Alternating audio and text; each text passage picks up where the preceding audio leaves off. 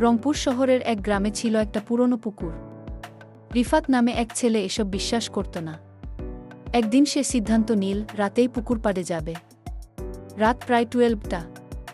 রিফাত ধীরে ধীরে পুকুরের দিকে এগিয়ে গেল।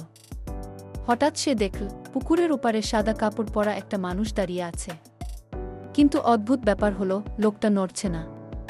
রিফাত একটু সাহস করে ডাক দিল, এই, কে ওখানে? হঠাৎ ঠান্ডা বাতাস বইতে লাগল। গাছের পাতা কাঁপতে শুরু করল। আর সেই সাদা মানুষটা ধীরে ধীরে তার দিকে ফিরল। কিন্তু তার মুখ নেই।